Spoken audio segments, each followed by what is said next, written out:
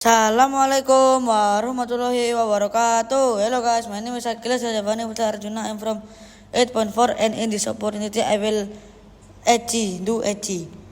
Earlier on in today's lecture, I mentioned the importance of hand gesture and said that I touch on some of this. Pardon the pun.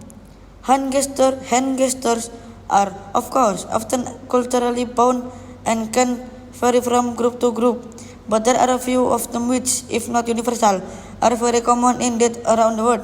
I like to focus on the history of four gestures, in particular the salute, the thumbs up, the high five, and the handshake. The salute, a gesture more associated with the military, may have originated in the 18th century. The Grenadier Guards, one of the oldest regiments of the British Army, used helmets in the form of cones. These were held in place by shin straps.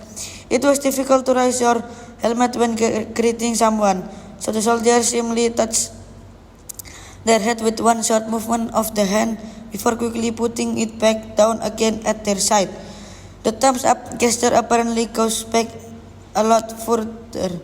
It's widely believed that this gesture goes back to Roman times when gladiators fought in front of the emperor and eager crowd in the Colosseum. The fallen gladiator's fate was decided by the audience.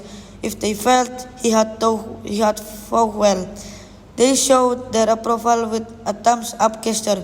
The emperor would then confirm this and there we would spare the gladiator life. If the crowd gave a thumbs down, on the other hand, that meant execution. However, there are no reliable historical references to thumbs up going down in the Colosseum. It may be that if the crowd wanted to spare the gladiator's life, then they would actually cover up their thumb and keep it hidden. They would only extend their hand and thumb if they wanted the gladiator killed. This actually makes more sense, as the emperor could much more easily see what the crowd was indicating when looking out over a huge arena. The high five hand gesture is almost universally used a greeting or celebration. Many see its origin is baseball. Two U.S. teams lay claim to inventing the high five. The Los Angeles, its origin in baseball. Two U.S.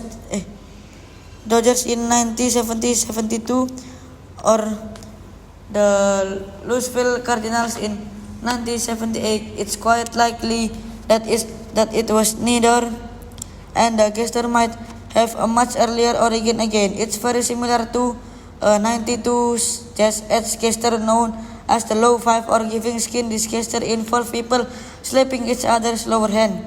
Also in celebration there are in fact numerous references to the low five in films of era. Perhaps the high five is just an evolution of that gesture. The final gesture I'm going to mention today is the handshake.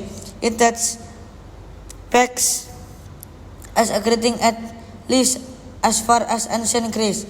In the Acropolis Museum in Athens, the base of one of the columns shows goddess Hera shaking hands with Athena, the goddess of wisdom and courage. It's thought that shaking hands, rather than bowing or curtsying, show both ways versus as equals.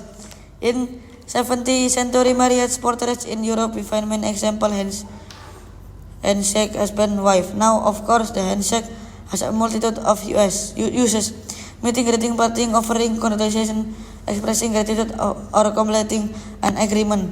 In sport or other competitive activities, it is also done as a sign of good sportsmanship. In this way, the gesture has not strayed from its original meaning to convey trust, respect, and equality. That's for me. Wassalamualaikum warahmatullahi wabarakatuh.